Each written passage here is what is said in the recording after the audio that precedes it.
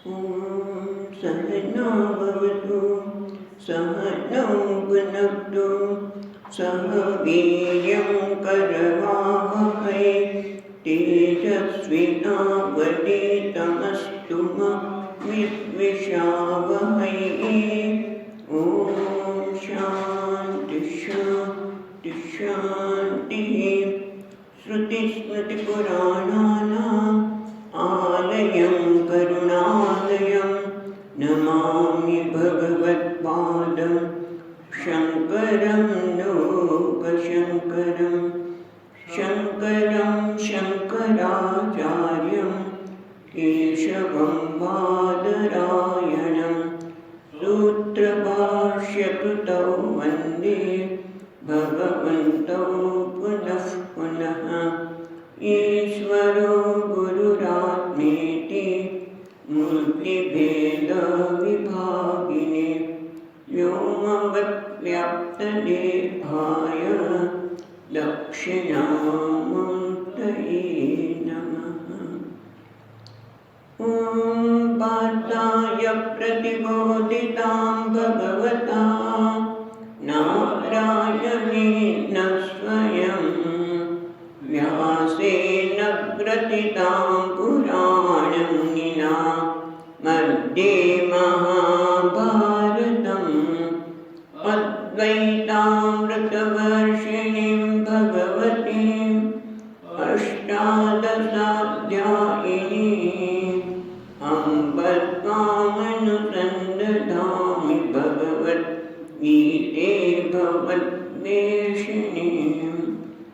यं ब्रह्मा वरुणेन्द्ररुद्रमरुतः स्तुन्वन्ति दिव्यैस्तवैः वेदैः साङ्गपदक्रमोपनिषदैः गायन्ति यं सामगाः।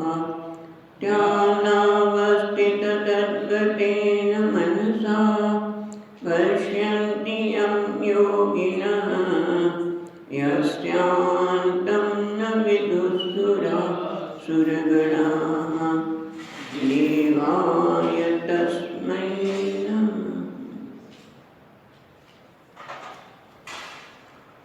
बारमो श्लोक 7 ये चैव सात्विका भावाः तैव सात्विका भावाः राजसास्तामसाश्च ये मत्त एवेत्ति तान् विद्धि मत्त एवेत्ति तान् विद्धि नत्वहं तेषु ते मयि नत्वहं तेषु ते मयि। भगवाने આગળ તો કહી દીધું કે આમ કૃષ્ણસ્ય જગત પ્રભવ પ્રલયસ્તથા હું આ જગતના સર્વ જગતનો હું પ્રભવ છું નાનામાંથી જ ઉત્પન્ન થયું છે પણ ભગવાને જ્યારે પોતે આવી તો થયેલા છે પણ પછી આપણે જોઈએ છીએ એ પ્રમાણે 8 થી 11 શ્લોકમાં ભગવાને પોતાની વિભૂતિની વાત કરી કે હું બળવાનના બળ છું બુદ્ધિમાનના બુદ્ધિ છું। જ્યારે આ બધું કહ્યું ત્યારે આપણે પ્રશ્ન થયો કે તો પછી તમે સારી સારી વસ્તુ તમે છો તો જે અધર્મ પુણ્યગંધ પૃથ્વ્યામ ચ પવિત્ર ગંધ પૃથ્વીમાં રહેલી પવિત્ર ગંધ એ હું છું તો પછી અપવિત્ર છે જે દુર્ગંધ છે એ બોલે વગર છે શું? ભગવાને એના સંદર્ભમાં આ શ્લોક એને કહે છે કે જે કંઈ જગતમાં તમે જ્યાં પણ સાત્વિકા ભાવમાં સત્વગુણનું પ્રાધાન્ય ધરાવનારા ભાવો એ હોય એટલે પદાર્થ હોય કે રજોગુણ પ્રાધાન્ય ધરાવતા કે તમોગુણ પ્રાધાન્ય ધરાવતા જે કંઈ પદાર્થો જગતમાં દેખાય છે એ બધા મત એ હોય તે મારામાંથી જ થયેલા છે। પણ ત્યારે આપણે ગઈકાલે વિચાર કર્યો હતો ભગવાન તમારામાંથી થયેલા છે તો તમારા જેવા જોવા જોઈએ ને પણ સમાનતા તો જોવા મળતી જ નથી જગતમાં અનેક વિષમતા જોવા મળે છે। તો કે સ્વકર્મ વસાત જાયંતે આ જે વિવિધતા છે એ એના દરેકના કર્મને આધારે છે। જેમ કે કુંભાર તો એક જ છે, અને જે કુંભાર ઘડા બનાવે છે એ ઘડા માટીમાંથી બનાવે છે. ઉપાદાન કારણ પણ માટી એક જ છે, પણ તમે જો તો ઘડા અનેક પ્રકારના બને છે. કેમ? કારણ કે લોકોની જે પ્રકારની માંગણી હોય એ પ્રકારના ઘડા કે માટીના બીજા પાત્રો બનાવવામાં આવતા હોય છે. થોડા જ વર્ષો પહેલાં જે માટીના પાત્રો બનતા હતા, અત્યારે તમે જુઓ તો સફરવશાત લોકોની માંગણી વધી કે ભાઈ હવે આપણે આ ઇલેક્ટ્રિસિટીથી ચાલતા ફ્રીજ વાપરવા નથી, આપણે કુકર હવે વાપરવા નથી. તો પછી લોકો માટીના કુકર બનાવી નાખ્યું. કુકર પહેલાં હતા નહીં, બરાબર? આપણે ફ્રીજ પણ માટીના હતા નહીં, પણ લોકોની જરૂરિયાતને આધારે દરેક જુદી જુદી વસ્તુ જેમ બને છે એમ ભગવાન કહે છે હું તો એ બધાનું ઉપાદાન કરતો હું જ છું. એટલે કહે છે મય એવતા નિત્ય, બધા મારામાંથી જ થયેલા છે, પણ હું એમનામાં નથી, હું એનાથી મર્યાદિત થયેલો નથી. કેવી રીતે ગઈકાલે આપણે વિચાર કરતા હતા કે ઉપાદાન કારણ વગર કાર્ય હોઈ શકે નહીં. કાર્યની અંદર ઉપાદાન કારણ જેમાંથી બનાવવામાં આવ્યું છે એ હોય જ. જેમ કે માટી, આ ઘડાનું ઉપાદાન કારણ છે તો ઘડો એ કાર્ય છે, તો કાર્યમાં માટી બધે જ વ્યાપ્ત છે, તે વ્યાપ્ત છે. એમ ભગવાન સર્વત્ર વ્યાપ્ત છે, પણ ભગવાન કેવા છે? બધા શકે છે નત્વહમ તેષુ તે મય, હું એમનામાં નથી, એમનાથી મર્યાદિત થયેલો નથી. કેમ? જેમ દોરડું છે, દોરડા વગર રજ્જુ સર્પ, દોરડામાં દેખાતો સર્પ, એટલે આપણે સર્પ નહીં શબ્દ કહીએ પણ રજ્જુ સર્પ સંસ્કૃત શબ્દ જ વાપરીશું. દોરડાની સ્થાને આપણે રજ્જુ સર્પ દેખાય છે, તે રજ્જુ સર્પ છે એ દોરડા વગર એનું કોઈ અસ્તિત્વ હોઈ શકે નહીં. દોરડું ન હોય તો એ હોઈ શકે નહીં. પણ દોરડાને સર્પના કોઈ ગુણની સાથે સ્પર્શ થતો નથી. સર્પ ઝેરી હોય તો દોરડું ઝેરી બની શકતું નથી. એ રીતે ભગવાન કહે છે નત્વહમ, હું એમનામાં નથી. આ ત્રણ ગુણ એમનામાં સંસાર, પણ હું એ ગુણોથી પ્રભાવિત નથી, મને એની કોઈ અસર થતી નથી. હું બધાથી કેવો છું? સ્વરૂપથી અસંગ છું. કારણ કે હું કેવું કારણ છું? જે દોરડું છે એ સર્પને બનવા માટે જે કારણ છે કેવું કહેવાય છે? પોતાનામાં કોઈ પણ પ્રકારના ફેરફાર લાવ્યા વગર સર્પરૂપે દેખાય છે. દોરડું જ પોતાનામાં કોઈ પણ પ્રકારનું પરિવર્તન નથી આવતું. દોરડું સર્પ બની જતું નથી. એ રીતે પોતાનું કોઈ પરિવર્તન લાવ્યા વગર જે બને છે એને કહેવાય છે વિવર્ત. એટલે ભગવાન કહે છે હું વિવર્ત ઉપાદાન કરું છું. આ જગતમાં હું જગતરૂપે પ્રગટ થયેલો છું, જગતરૂપે, પણ મારામાં કોઈ પરિવર્તન હું જાણે દેખાઉં છું, એટલા માટે મને કોઈ અસર થતી નથી. અને તે ગઈકાલે આપણે જોતા હતા કે ભગવાન કહે છે કે નત્વહમ, હું તેનામાં નથી, એટલે કે એને પરાધીન નથી, મને એની કોઈ અસર થતી નથી, જગત મને નચાવતું નથી. પણ જેમ લોકો આ સત્વ રજસ અને તમોગુણમાંથી ઉત્પન્ન થયેલા ભાવો એ તો કેવા છે? પહેલાં દોરડામાં દેખાતા સર્પ જેવા છે, એ તો અધ્યારોપિત છે, મારા ઉપર અધ્યારોપિત છે. પણ એને સત્ય જ્યારે માની લે છે ત્યારે એ જગતના તાલે નાચે છે, જગત એને નચાવે છે. જગત નક્કી કરે કે એને હસાવો કે રડાવો. તમે જો જગત નક્કી કરે, લોકો નક્કી કરે કે આને હસાવો કે રડાવો. તમને ખબર છે નાના છોકરાઓ ત્યારે કરતા હોય, સાંભળ્યું છે. આપણને એકલો પાડી દેવો છે, બધા મિત્રો સ્કૂલમાં હોય અને ખબર નહીં કોઈને મનમાં વિચાર આવે કે આ વ્યક્તિને આપણે એકલી પાડી દેવી છે, બધા એક થઈ જાય, નાની જુદું પાડે, એની સાથે બોલીએ નહીં, નાસ્તો પણ ન કરીએ, પેલી વ્યક્તિ રડવા માંડે અને પછી એને બોલાવે તો હસવા માંડે. એવું જ આપણે જગતમાં મોટે ભાગે હોય છે. પણ જે જ્ઞાની છે એ જાણે છે, અને એટલે કીધું ને સમૂહમ સર્વભૂતેષુ, આપણે સુનિચેવ સ્વપાકે છે પંડિતા સમદર્શિના, બધામાં સમાન દર્શન જોવાથી દુઃખેશુ ઉદ્વિગ્નવનાહ સુખેશુ વિગતસ્પૃહ, એ દુઃખમાં પણ પોતે ઉદ્વિગ્ન થતો નથી. ગમે તેવી શરીરની પીડા આવે તો એને લાગે છે કે આ પીડા રૂપે પણ પરમાત્મા જ રહેલો છે. પીડામાં જે અનુભવ થયેલો છે, અનુભવ કરનાર તો અસ્થિપાટી પ્રિય છે. દરેકે દરેક નામરૂપની અંદર અસ્થિ ભાતિ પ્રિય, મારો પ્રભુ જ આનામાં પ્રગટ થયેલો છે. જેમ વીજળી દેખાતી નથી, વીજળી દેખાતી નથી, પણ આ પંખા, બલ્બ, ફ્રીજ બધા લોકો એ જ પ્રગટી રહી છે.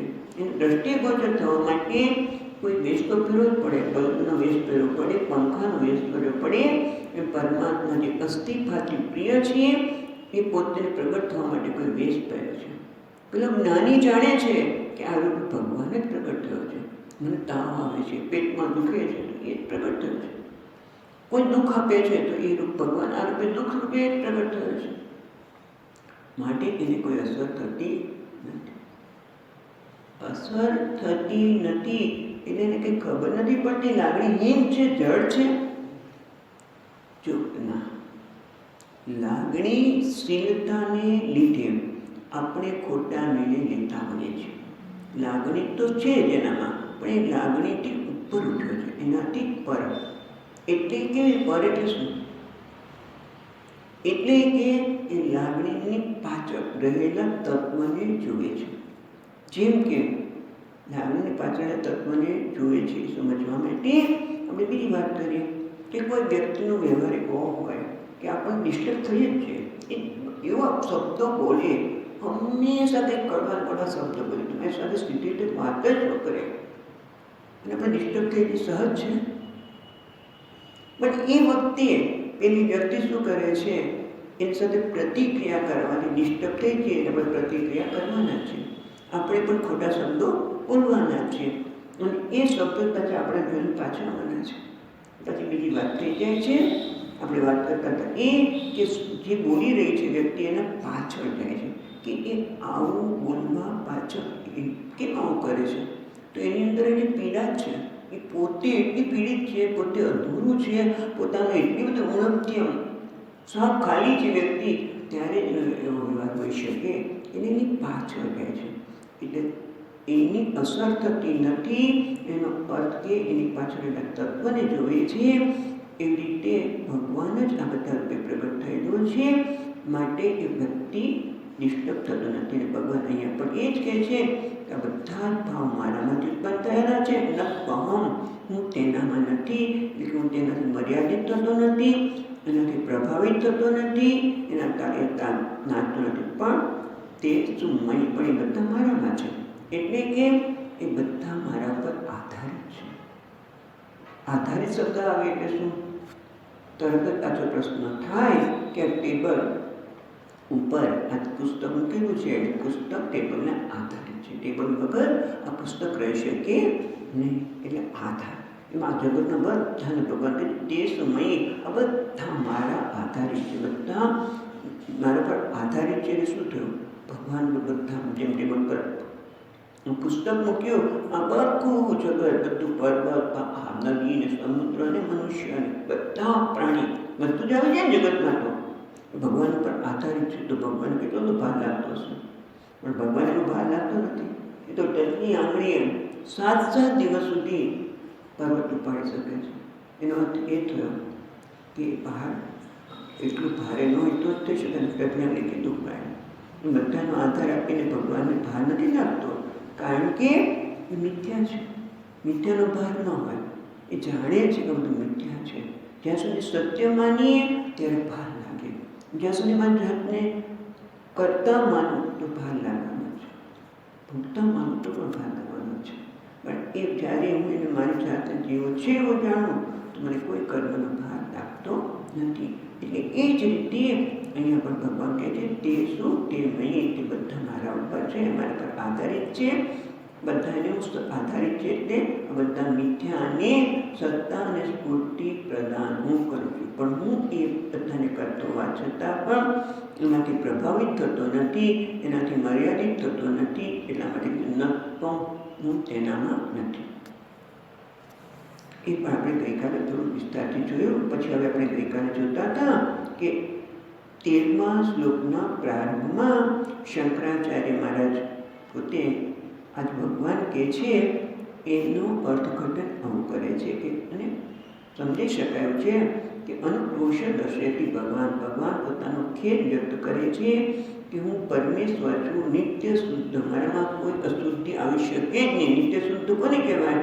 કે જેને કોઈ અશુદ્ધિ સ્પર્શી શકે જ નહીં, એ ક્યારેય અશુદ્ધ બની શકે જ નહીં. એવો નિત્ય શુદ્ધ બુદ્ધ હંમેશા જ્ઞાન સ્વરૂપ. જો અજ્ઞાન પણ મને સ્પર્શી શકે નહીં. બુદ્ધ એટલે શું? જ્ઞાન સ્વરૂપ.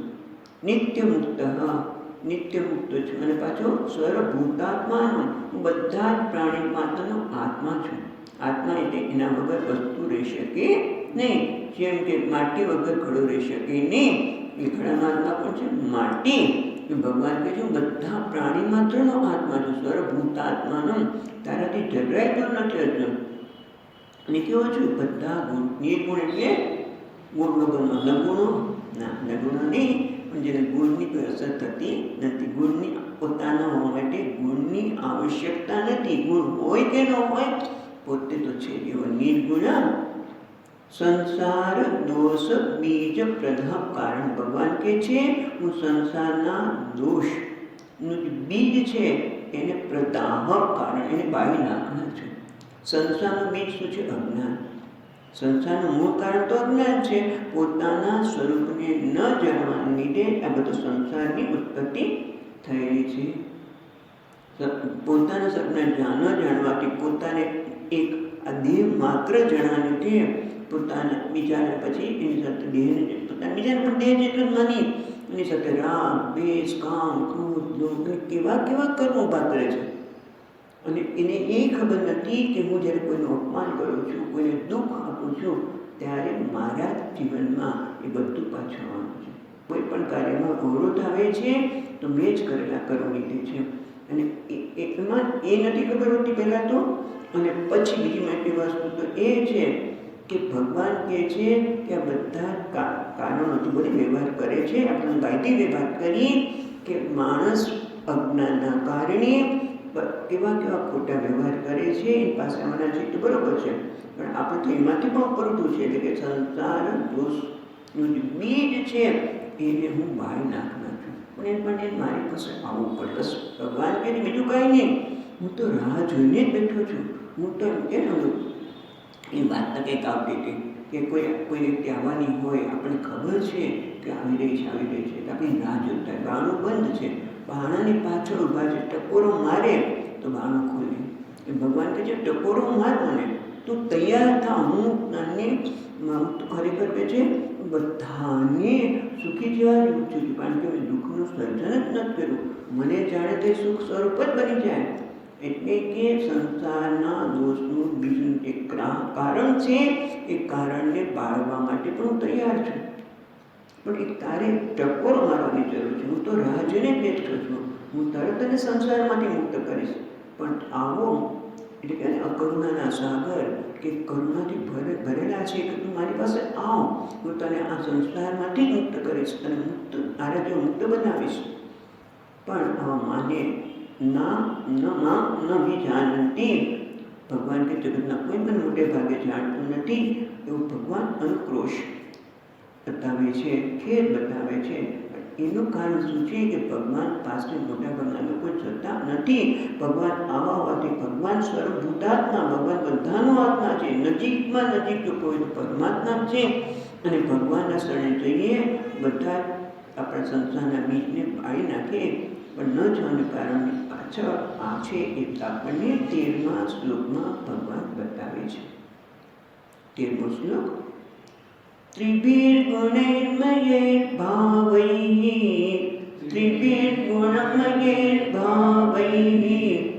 એભિઃ સર્વમિદં જગત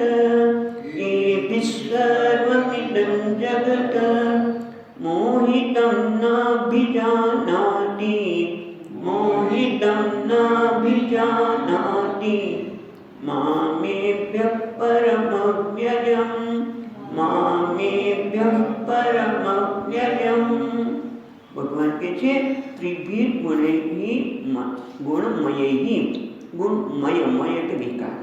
મય પ્રત્યય છે એ વિકાર કરતા છે. 3 ગુણના વિકારને લીધે, સત્વ રજસ ને તમો ગુણના વિકારને લીધે ગુણમયૈઃ ભાવૈઃ, બધા ભાવ એટલે પદાર્થો, આ બધા જ પદાર્થો ત્રણ ગુણના વિકારના બનેલા છે. સર્વ પ્રાણી જાતો એટલે કહે છે એ બી સર્વ જગત ઇનમ ને સર્વ ઇનમ પ્રાણી જાતમ જગત. આ બધા પ્રાણી જગત એ બી સર્વ ઇનમ જગત મોહિતમ એ મોહ પામેલા છે. એમાં મોહિતમ એટલે મોહ પામેલા છે. મોહ પામવું એટલે જે વસ્તુ જેવી છે એને ન જોવું, એટલે કે અવિવેકમ આપન્નમ. એમને અવિવેકને લીધે એ લોકો મોહને પામેલા છે. ના મોહિતમ ન અભિજાનાતિ, એના લીધે મને એ લોકો જાણતા નથી. કેવા મને જાણતા નથી? ભગવાન કે મોહિતમ ન વિજાનાતિ મામેભ્ય પરમ અવ્યયમ.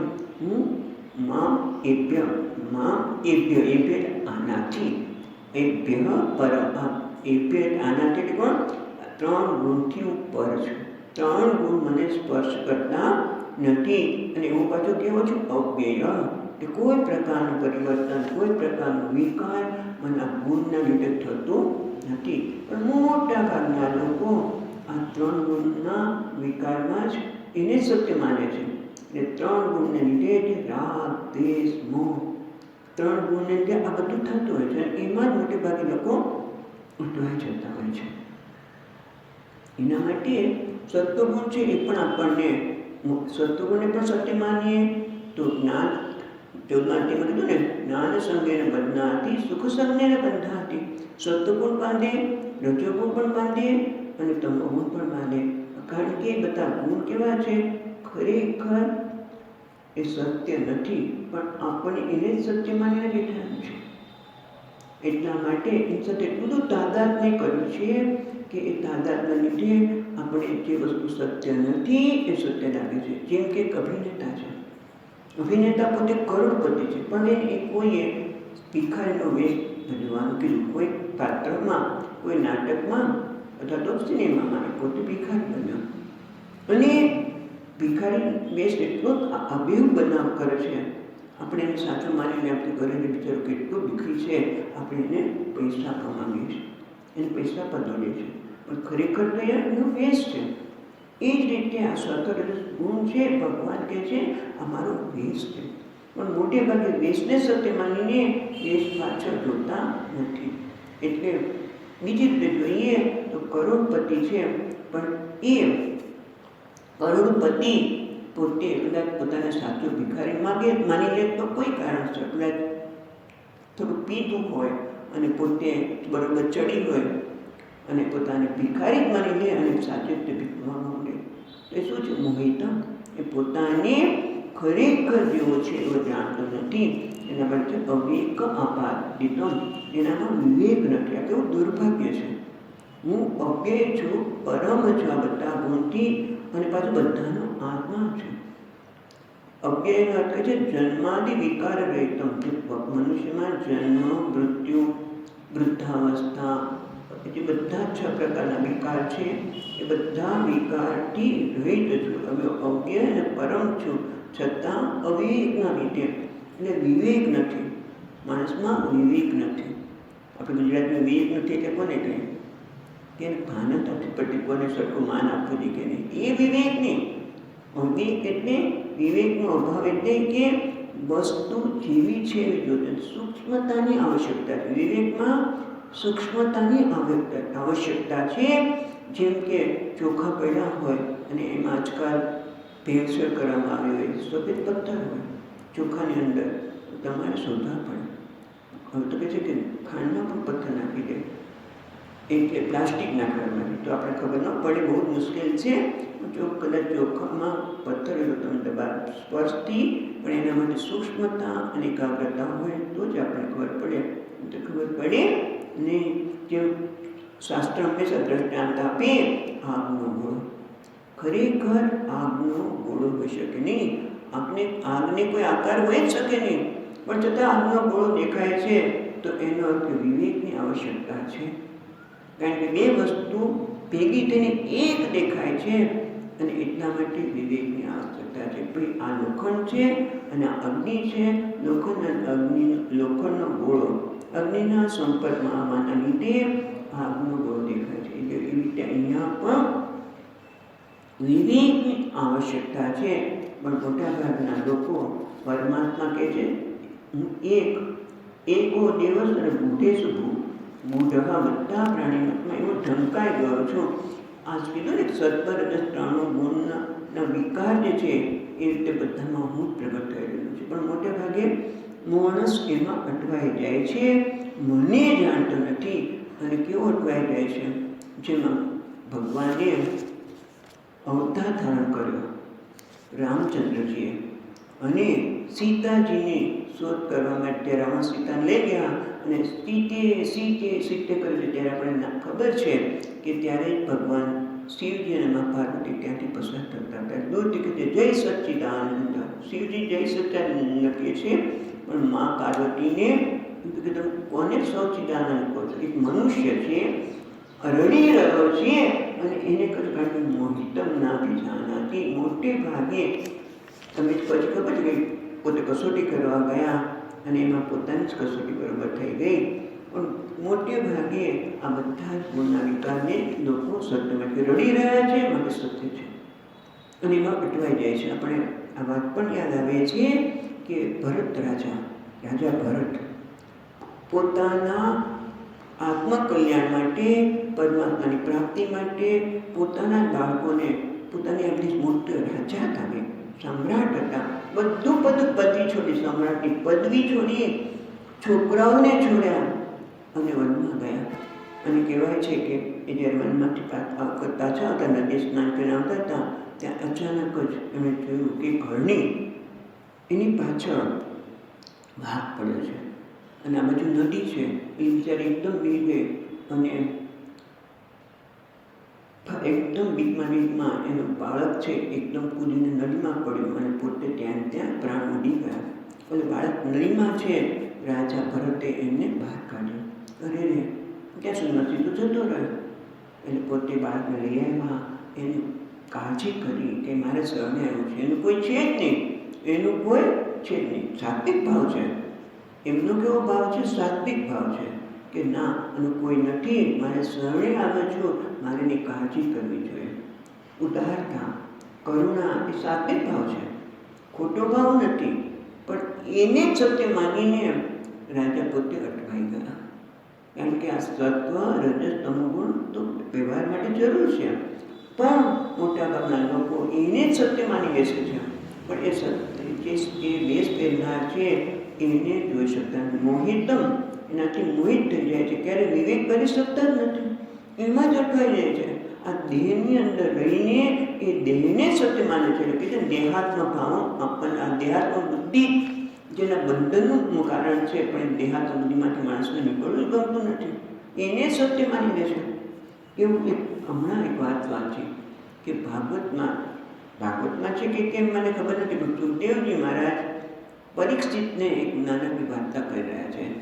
પરીક્ષિતને કહે છે મોટા સમ્રાટ હતા, બહુ જ મોટા દેશના સમ્રાટ, મહાન વ્યક્તિ, એટલી જહાવ ચલાવી, અને એક વખત એના માણસો સાથે શિકાર કરવા માટે નીકળ્યા. અને પછી તો જેમ શિકાર માટે નીકળે પછી કોઈ વિવેક હોતો નથી ત્યાં પણ, અને બધાથી આગળ ઘરોની પાછળ દોડતા નીકળી જ ગયા, અને ખૂબ આગળ નીકળી ગયા. સાંજ પડી ગઈ, હવે તો જવાય નહીં. અને સાંજે તો વાઘ અને સિંહ ને બધા જંગલી પ્રાણી આવે, હવે પોતાનું રક્ષણ તો કંઈ કરવું જ પડે. અને શું કરું? જ્યારે આગળ પાછળ ચાલ્યા ત્યાં એક ચંડાની ઝૂંપડી દેખાણી. ઝૂંપડી પાસે ગયા તો એટલી ગંદી વાસ આવે, બધું પડેલું, વિષ્ઠા પડે નહીં. પણ શું કરે? માતું રાત રોકાવું જ છે. એને કીધું કે મને રોકાવા દે, કાલ સવારે હું જતો રહીશ. સૂઈ ગયા. સવારે પડી, પ્રાતઃ થયો. પેલા કહ્યું કે ભાઈ પ્રાતઃ કરવાનું થયું છે રાજાજી, તમે તમારા હવે તમારા દેશમાં જાઓ, રાજ્યમાં પાછા જાઓ, નથી જવું. ત્યારે મને આરામ કરાવી દે ને, તે જ પછી બપોર થઈ. તમારું આટલું મહાન નગર છે, એટલું છે ને, અહીંયા ક્યાં રોકાવો છો? મને કંઈ કહીશ નહીં, મારે જોવો છે ત્યાં જઈશ. અટવાઈ જ ગયા. એક દિવસ તો, બે દિવસ થયો, લાગે છે ભાઈ તમે રાજા છો, તમે મહાન છો, હવે અમે ગંદકીમાં ક્યાં પડ્યા છો? પણ ત્યારે જ નહીં. પરિસ્થિતિ કે કોણ હતો આવું? તમે કહો છો બહુ મોટા ઈર્ષા વંશના રાજા હતા, તો એ વંશનો રાજા કોણ હતો? એટલે તું જ છે ભાઈ. એટલે કે આપણે બધા પરીક્ષિતને કહીને આપણે બધાને કહે છે કે મોટાભાગે લોકો આપણો જે રાજા, આપણો દેહ, જે દેહ છે, દેહી તો રાજા છે, મહાન છે, પણ એ આ દેહની અંદર એટલી ગંદકી છે, પણ છતાં ઉપરનું બહારનું પડ એટલું સુંદર બનાવ્યું ભગવાને કે એના લીધે એ અટવાઈ જાય છે અને પોતે પોતાના સ્વરૂપને જાણતો નથી કે પોતે આ બધાથી પર છે. આ કોઈ પણ ગુણ પોતાને કોઈ રીતે સ્પર્શી શકે નહીં. જેમ દોરડાને સર્પ ન સ્પર્શી શકે, જેમ પડદા ઉપર પડદો હોય ને પિક્ચર ચાલતું હોય, એમાં આગ લાગે તો પડદાને આગનો સ્પર્શ થાય નહીં. તમને ખબર આવે એ વાત કરી ત્યારે મેં વાંચ્યું નથી, પણ મહાત્મા પાસેથી સાંભળ્યું છે કે ગાંધીજીએ રમણ મહર્ષિને કાગળ લખ્યો, આ દેશની ચળવળમાં આટલું બધું લોકો અત્યાચાર કરે છે, તો તમે પણ કંઈક આમાં ફાળો આપો. તો રમણ મહર્ષિએ શું લખી નાખ્યું કે તમારી વાત સાચી છે, પણ પડદા પર આગ લાગે તો શું કરવું જોઈએ? એના માટે આ જ દ્રષ્ટિ હતી. એવી દ્રષ્ટિને કારણે એને કોઈ અસર થતી નથી. પણ મોટાભાગના લોકો બધા જ આની અસરમાં રહીને પોતાની જાતને હંમેશા કઠપૂતની જેમ નાચ્યા જ કરે છે. પણ જે પરમ અવ્યય પરમાત્મા કે મને જાણતા નથી, પોતાનો ખેદ વ્યક્ત કરે છે કે આ બધા ગુણમાં હું જ પ્રગટ થયેલો છું. પણ મોટે ભાગના લોકો મોહિત થઈને મને કે આ ત્રણેય ગુણથી પર છું, જે અસ્પષ્ટ છું, જેમના ત્રણેય ગુણની કોઈ અસર થઈ શકે નહીં, જેમ દોરડાને સર્પના ઝેરની અસર થાય નહીં, પણ છતાં અને ચાંદવાનો જળ હોય પેલી રસ્તાને ભીંગી શકે નહીં, એવી રીતે મને આ ત્રણ ગુણ ભીંગી શકતા નથી ને બધાને નહીં. અને પાછા કેવો છું અવ્યય, આ બધા જ પ્રકારના ભાવથી રહિત છું અને કોઈ એની અસર થતી નથી. ભગવાન તમે વાત તો કરી કે મોહિતમ નાભિજાનાતિ, તો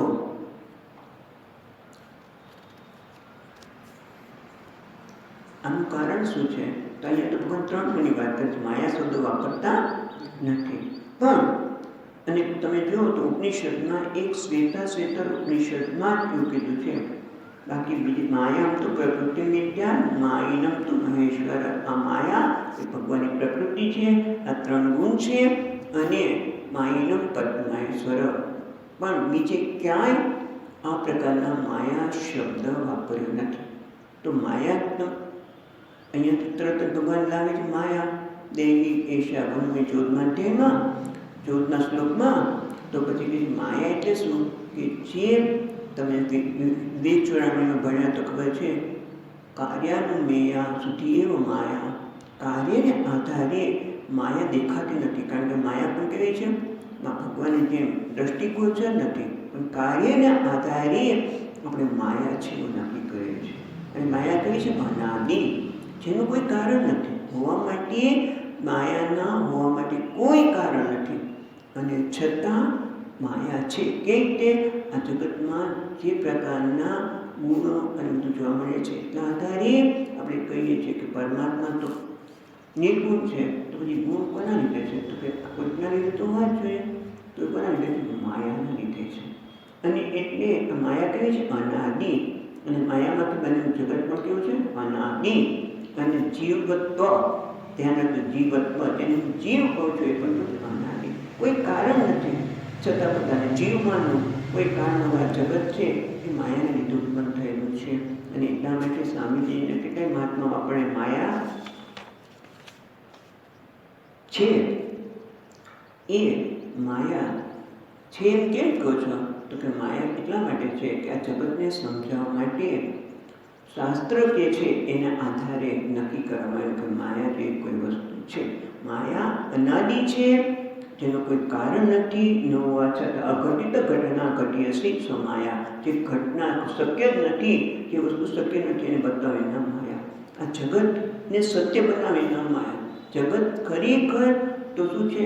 ખાલી આભાસ છે. ભગવાન આ નામરૂપ સત્તર ગુણના સત્વ રજસ્વતા ગુણ રૂપે, નામ રૂપે, એ ભોગેશ રૂપે ભગવાન પ્રગટ થયા છે. પણ છતાં એ સત્ય બતાવો. માયાનું કાર્ય છે જે જે શક્ય નથી એને અશક્યને સત્ય બતાવું.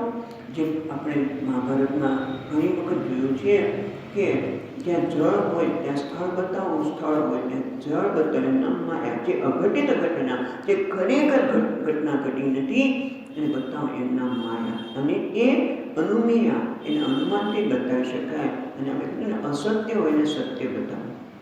અને એટલા માટે શાસ્ત્રમાં કહ્યું નથી, પણ આપણી કાર્યને આધારે બતાવે છે. અને કેટલીક વાર એટલે બતાવે છે કે સમજવા માટે કે જે ખરેખર નથી છતાં પણ આ પરમાત્મા એક સચ્ચિત આનંદ પરમાત્મા સિવાય કશું જ નથી એ સમજવા માટે. જગતના જે વિવિધતા છે, જે કંઈ જણાય છે એ બરાબર છે માયાને સમજવા માટે પણ માયાનું દ્રષ્ટાંત આપવામાં આવે છે. અને એ જ વસ્તુ ભગવાન આપણને 14મા શ્લોકમાં કહેવામાં આવે છે કે ભગવત અનાદિ યથોક્ત અનાદિ સિદ્ધ માયા પારવશ્ય. માયા તો કઈ અનાદિ છે, પારવશ્ય.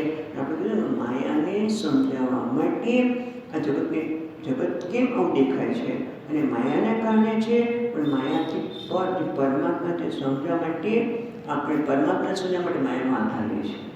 અને એના માટે એક દ્રષ્ટાંત આપે છે. વાત આપણે બહુ સાંભળી પણ હશે કે એક શેઠ હતા દક્ષિણમાં હાથી રાખવામાં આવતા. હાથી પણ આપણે જેમ ગાય બે સંપત્તિ છે એમ હાથી પણ એની સંપત્તિ હતી. ખૂબ સંપત્તિવાન હતા, ખૂબ એની પાસે સંપત્તિ હતી, પણ એની પાસે હાથી પણ હતા. અને એમને મરતી વખતે વિલ કરેલું કે આ જમીન, આ વસ્તુ, આને આપજો, આને આપજો. 3 દીકરા હતા એમને, મોટો, વચ્ચે અને નાનો. 3 દીકરાને બધી સંપત્તિ પણ આપી અને હાથી રૂપી સંપત્તિ પણ આપવી જોઈએ.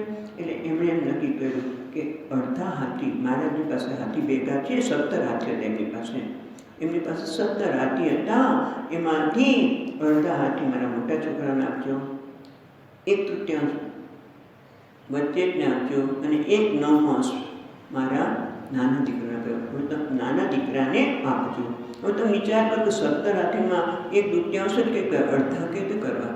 હાથીને કાપી નાખવાનો 17માંથી? એ જ મુશ્કેલી છે. પછી 1/3 કીધું એ પણ મુશ્કેલી છે. 1/9 તો બરાબર છે. ના, 1/9 ન થઈ શકે, કશું થઈ શકે નહીં. એટલે આ લોકો વિમાસમાં પડી ગયા કે મારા પિતાજી આવું કેમ કર્યું? બધી સંપત્તિ બરાબર વેચી કે આને મકાન આપજો, આને ફેક્ટરી આપજો, આ આપજો, પણ આ હાથીમાં કેમ કરો? અને એટલા અટવાઈ ગયા કે આપણે કંઈ જરૂર નથી અને હાથીને કંઈ મારી શકાય પણ નહીં. એટલે પછી એમના વકીલ મિત્ર હતા એની પાસે ગયા કે જેણે આની વસિયત લખેલી. એટલે સારું, આવીશું, હું તમારી પાસે આવી અને તમને એનો ઉકેલ આપીશ. એટલે પોતે હાથી પર આવ્યા અને હાથી પર આવી અને પછી કે આ હાથી પણ હું તમને આપું છું. એટલે હવે કેટલા થઈ ગયા? 18 થઈ ગયા, 17ની બદલે.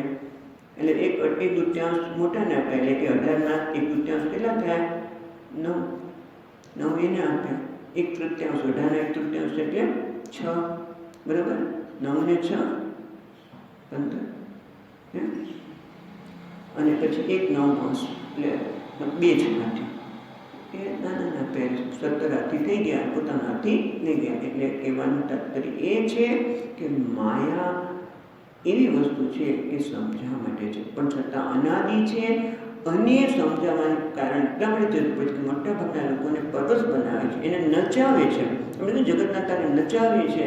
તો પછી પ્રશ્ન એ થાય કે આવી માયા બધાને આવી અસર કરતી હોય તો કોઈનામાંથી બોધ થાય જ નહીં. ભગવાન તત્વને કોઈ જાણી શકે જ નહીં. મુક્તિ તો થાય જ નહીં. તત્વબોધમ અસંભવમ, તત્વનું જ્ઞાન તો શક્ય જ નથી. તો ભગવાન બધા માયામાં વટવાયા જ રહેશે, એમાંથી બહાર નીકળી શકે જ નહીં. તો કે ના, એવું નથી. એટલા માટે 14મા શ્લોકમાં ભગવાન કહે છે દૈવી હેષા ગુણમયી, દૈવી હેષા ગુણમયી, મમ માયા દુરત્યયા, મમ માયા દુરત્યયા, મામેવ એ પ્રપદ્યન્તે, મામેવ એ પ્રપદ્યન્તે, માયામેતાં તરન્તિ તે, માયામેતાં તરન્તિ તે.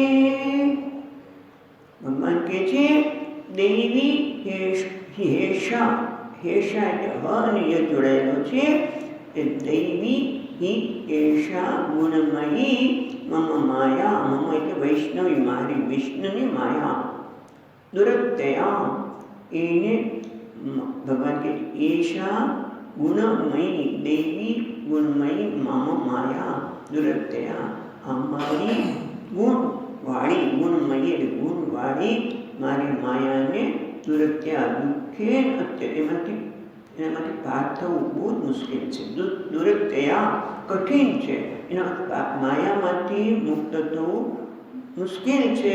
પણ મુશ્કેલ છે એનો અર્થ ઉપાય નથી એવું નથી. ભગવાન કહે છે ઉપાય શું છે? મામેવ એ પ્રપદ્યંતે માયામ એતામ તરંતિ. જેને માયાથી પાર જવું છે, જેને માયાના ભસ્મારીને માયા નચાવે નાચવું નથી, પોતાના સ્વતંત્ર સ્વરૂપનો અનુભવ કરવો છે, મને પામવું છે, તો એના માટે શું કરવું? મામ એવ પ્રપદ્યંતે, જે મારી શરણાગતિ લે છે, જે મારા શરણાગતિ. પ્રપદ્યંતે પ્રપત્તિ પ્રાર્થના, પ્રપત્તિ શરણાગતિ, સાવધાની બધું અંદર આવી જાય. કે સાવધાન રહી અને મને પ્રાપ્ત કરવા માગે છે. સાવધાની શબ્દ એટલા માટે વાપર્યો કે માણસ નક્કી તો કરે પણ પાછા થોડાક દિવસ પછી અસાવધાન થઈ જાય અને પછી એ આપણે હમણાં સાંભળીશું એક વાર્તા દ્વારા કે એમાં અટવાઈ જાય. પણ અહીંયા કહે છે મામ એ પ્રપંચ, મને વરણ કરે છે, મારી શરણાગતિ સ્વીકારે છે. એ મારી માયાને સરળતાથી જ માયા એતામ તરંતિ, એ લોકો માયાને ધરી જાય છે. તરંતિ એ લોકો ધરી જાય છે. એટલે ભગવાન કહે છે મારી માયા કેવી છે? પહેલાં તો કહી દે છે મારી માયા છે. એટલે હું માયા શક્તિ અને શક્તિમાન. આમ જોવા જઈએ તો શક્તિ અને શક્તિમાન. માયા મારી શક્તિ છે અને હું શક્તિમાન છું. પણ સમજવા જેવી વસ્તુ અહીંયા બહુ છે. જ્યારે શક્તિ અને શક્તિમાન કહીએ તો શું થયું? શક્તિ અને શક્તિમાન જુદા હોઈ શકે નહીં. પણ આ જુદું છે.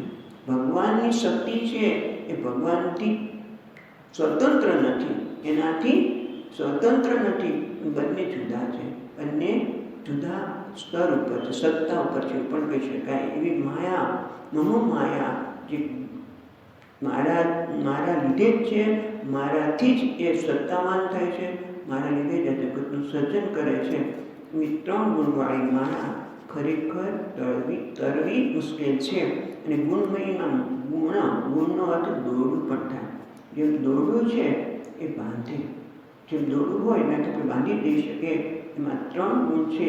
એ સચ્ચિદાનંદ પરમાત્મા, જે દેહીનમ, જે દરેક દેહમાં રહેલું પરમાત્મા, એ કેવું છે? સચ્ચિદાનંદ છે, અકર્તા છે, એને જ બાંધી દે છે.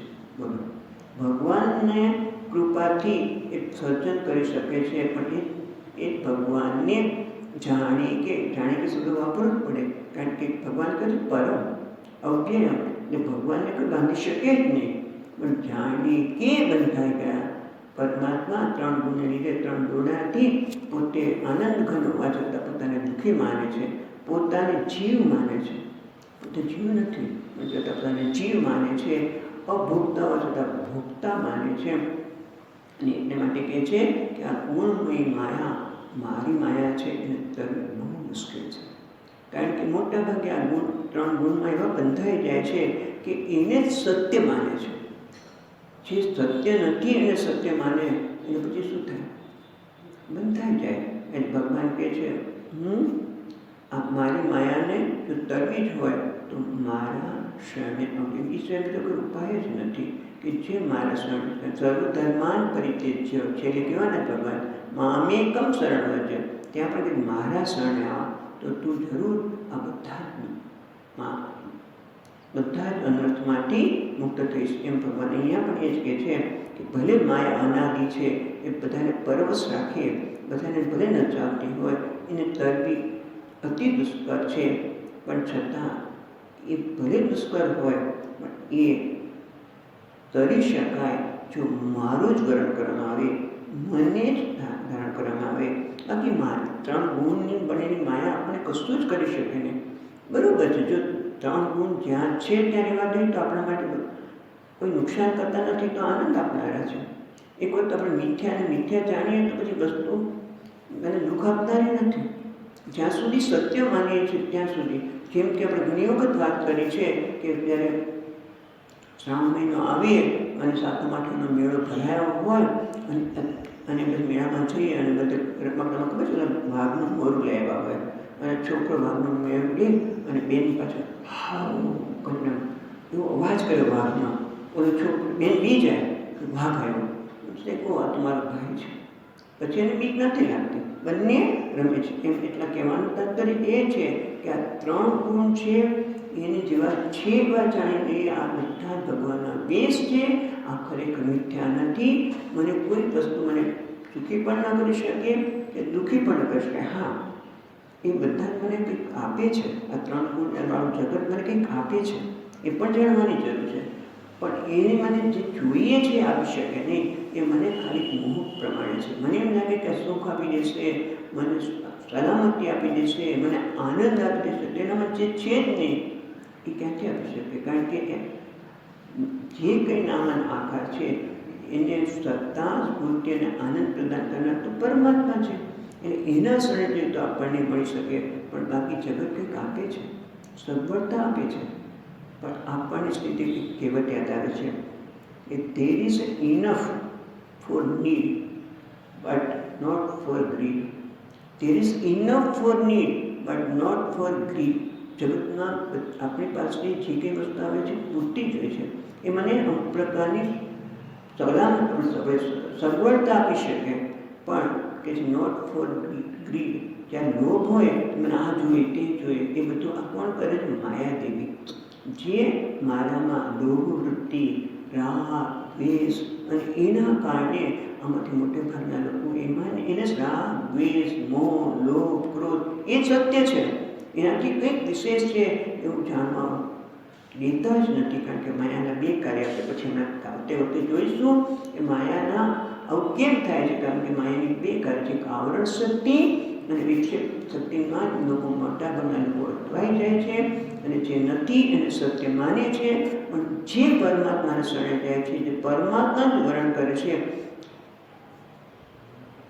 એ છે ને ત્યાં યમે વૈશ્ય વૃણતે તેને લભ્ય હોય. જે મારું વર્ણન કરે છે ત્યાં કઠોપનિષદમાં કહે છે યમ વૈશ્ય વૃણતે તેને લભ્ય છે. મારું વર્ણન કરે છે હું જરૂર માનું છું, અને એ જ મારી માયાને તરી જાય છે. અને વિશેષ આપણે આવતી વખતે જોઈશું.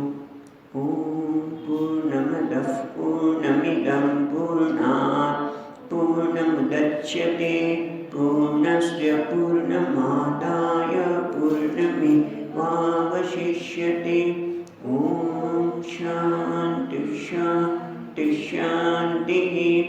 શંકરં શંકરાચાર્યં કેશવં બાદરાયણં સૂત્રભાષ્યકૃતૌ વંદે ભગવन्तौ પુનઃ પુનઃ.